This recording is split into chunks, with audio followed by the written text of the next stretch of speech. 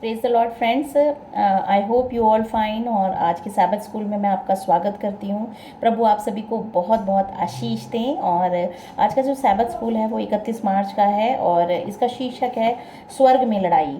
हम देखते हैं प्रकाशित वाक्य की किताब अध्याय 12 और उसकी 7, 8, 9 वर्सेस बताती हैं। ये मैं पढ़ना चाहूँगी इन वर्सेस को। इसमें लिखा है, फिर स्वर्ग में लड़ाई हुई। मिकाइल और उसके स्वर्गदूत अजगर से लड़ने को निकले और अजगर और उसके दूत उससे लड़े, परंतु प्रबल ना हुए और स्वर्ग में उनके लिए फिर जगह ना रही। तब वह बड़ा अजगर अर्थात वही बड़ा पुराना सांप जो इबलिस और शैतान कहलाता है और सारे संसार का भरमाने वाला है, पृथ्वी पर गिरा दिया गया और उसके दूत उसके साथ गिरा दिए गए। यहाँ पे हम देखते हैं कि पाप की जो सज़ा है वो मृत्यु है। और जो शैतान है उसने भी जो है पाप किया, परमेश्वर की आज्ञाकारिता को तोड़ा और इसीलिए उसे स्वर्ग से निष्कासित किया गया। और हम देखते हैं कि इसमें जब क्वेश्चन है, जब लूसीफर ने विद्रोह किया तो परमेश्वर ने किस तरह से प्रतिक्रिया दी। परमेश्वर ने उसको जो है मिकाइल को आदेश दिया कि वो युद्ध करे और उसे जो है पृथ्वी पर गिरा दे। और इस तरीके से परमेश्वर कभी भी जो है पाप के प्रति जो है वो कभी भी जो है वो नहीं दिखाते हैं, वो दंडित करते हैं पाप को, क्योंकि पाप जो है घृणित चीज़ है परमेश्वर के निगाह में। तो परमेश्वर हमेशा ही जो है पाप से जो है वो घृणा करते हैं। इसीलिए उसको जो है जो स्वर्गदूत परमेश्वर की महिमा के लिए उसने रचा, उसको भी उसने स्वर्ग से निष्कासित कर दिया। हम तो मनुष्य हैं, अगर हम परमेश्वर की आज्ञा को तोड़ते हैं तो हम क्या, हमारा क्या हो सकता है। परमेश्वर, इसीलिए परमेश्वर ने जब हव्वा को कहा कि तुम इसका फल मत खाना, लेकिन जब हव्वा ने उसको आज्ञा को तोड़ दिया तो उस प्रभु यीशु मसीह की जो है आवाज़ आई और उन्होंने कहा कि तुम जो है अगर इसे खा लोगे तो तुम निश्चित ही मर जाओगे। तो मनुष्य जाति अगर पाप करती है तो वो निश्चित ही मर जाएगी, लेकिन प्रभु यीशु मसीह के द्वारा हम बचाए गए हैं। और परमेश्वर ने अपनी सहनशीलता को जो है दिखाया है, क्योंकि वो हमसे प्यार करता है, क्योंकि उसने बड़े ही जो है प्रेम के साथ हमें बनाया है।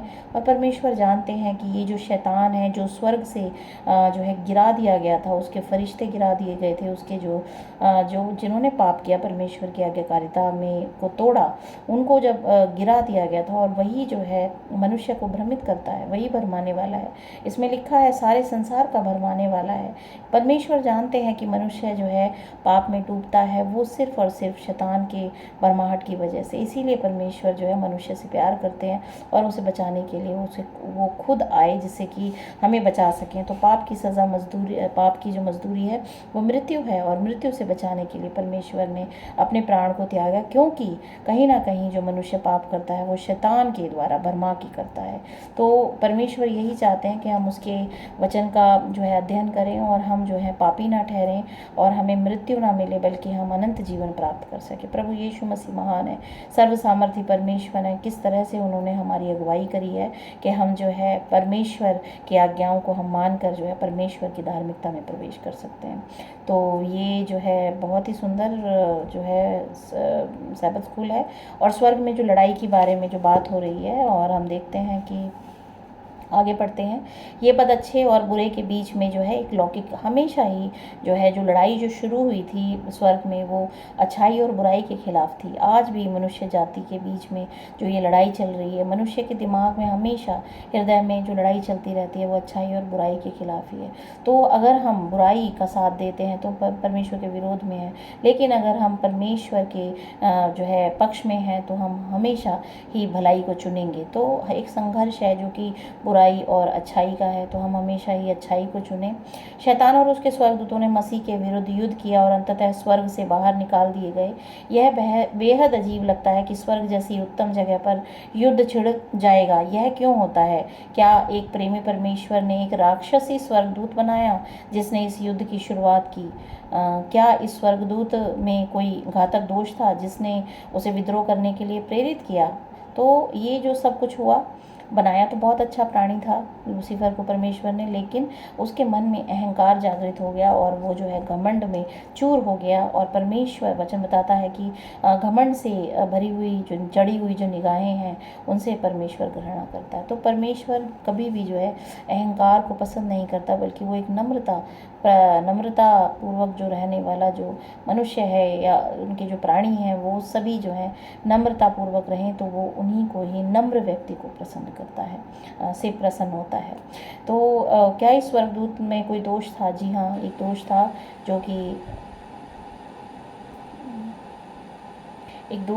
जो कि अहंकार उसके अंदर समा गया, लेकिन पहले कोई दोष नहीं था। बाइबल स्पष्ट रूप से बुराई की उत्पत्ति की व्याख्या करती है, और देखते हैं कि स्वर्गदूत के द्वारा ही, जो लूसीफर है उसी के द्वारा ही पाप की शुरुआत हुई, बुराई की उत्पत्ति हुई स्वर्ग में, और यह अच्छे और बुरे के बीच के इस संघर्ष से पर्दा हटा देता है। यहेजकेल 28:12 हम पढ़ेंगे, उसका यहेजकेल अध्याय 28, उसकी 28 का 12, 13, 14, 15 4 वर्सेस पढ़ेंगे। यहाँ पे लूसीफर के बारे में जो है यहेजकेल नबी जो है बता रहे हैं कि जो लूसीफर था वो बहुत ही जो है सुंदर, खूबसूरत और शक्तिशाली था। यहाँ पे उसके बारे में लिखा है, यहोवा का वचन जो है यहेजकेल के पास पहुंचा, और वो क्या बता रहे हैं, हे मनुष्य के संतान, सोर के राजा के विषय में विलाप का गीत बनाकर उससे कह, परमेश्वर यहोवा यो कहता है, तू तो उत्तम से भी उत्तम था, जो संसार को भरमाने वाला, जो दुष्ट है, जो स्वर्गदूत है, जो सभी को भरमाता है, सभी को पाप में गिराता है, लालच उत्पन्न करता है उनके मन में। तो उसके बारे में परमेश्वर यहोवा कहते हैं कि तू तो उत्तम से भी उत्तम था, तू बुद्धि से भरपूर और सर्वांग सुंदर था, तू परमेश्वर की अदन नामक बारी में था, तेरे पास आभूषण, माणिक, पद्यराज, हीरा, फिरोजा, सुलेमानी मणि, यशब, नीलमणि, मरकंद और लाल सब भांति के मणि और सोने के पहरावे थे। तेरे डफ और बांसुरियां तुझी में बनाई गई थी। जिस दिन तू सिरजा गया था उस दिन वे भी तैयार की गई थी।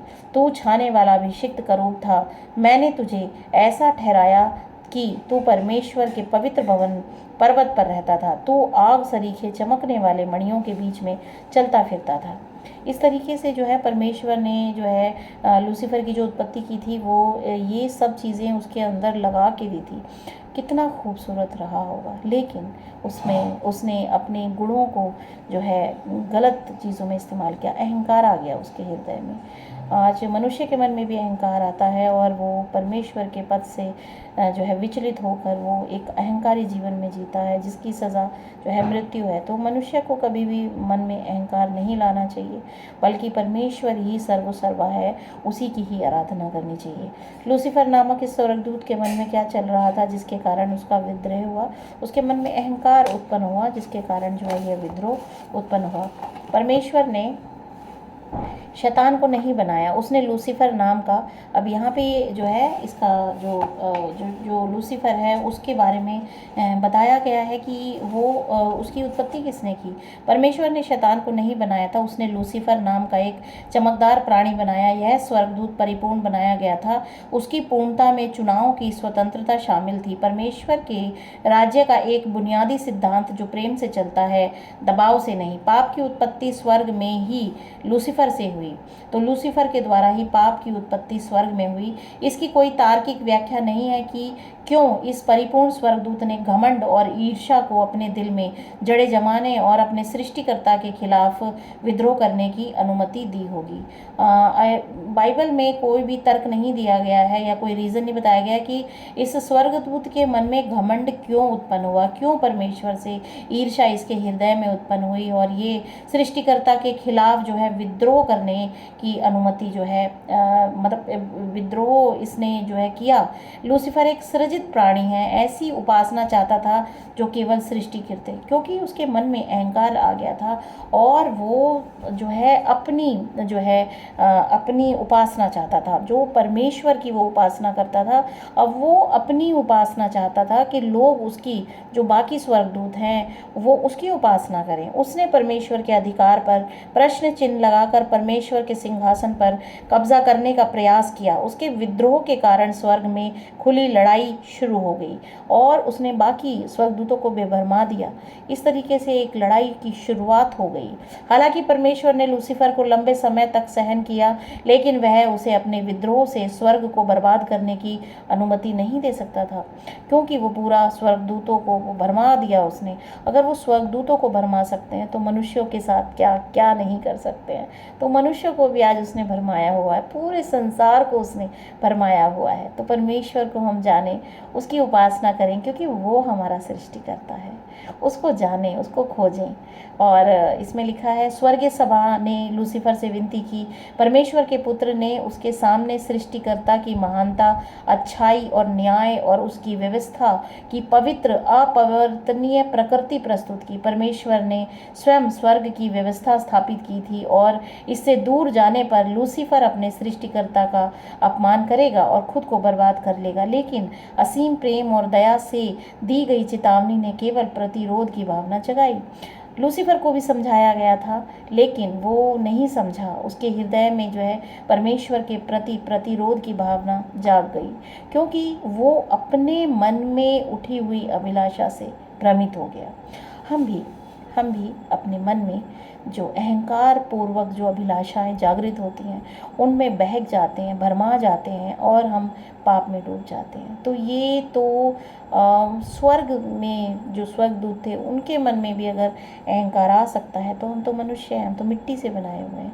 लेकिन परमेश्वर की पवित्र आत्मा जब हमारे हृदय में काम करती है, तो हम कभी भी पाप में नहीं गिरते, क्योंकि उसकी उपस्थिति हमारे हृदय में होती है। तो हम परमेश्वर को खोजें, उसको अपने पूरे हृदय से उसकी आज्ञाओं का पालन करें, सम्मान करें। इस तरह से हम परमेश्वर की उपस्थिति में हमेशा बने रहते हैं और प्रभु की आशीष हमेशा हमारे साथ बनी रहती है। उसके आज्ञाकारी बच्चे बने, क्योंकि वो जब आएगा स्वर्ग हमें ले जाने के लिए, तो हमें परमेश्वर ने वो मौका दिया है कि हम स्वर्ग में रह सकें। तो प्रभु यीशु मसीह का मैं धन्यवाद करती हूँ, उसके प्रेम के लिए, उसके अनुग्रह के लिए। प्रभु आपको बहुत आशीष दें। आमीन।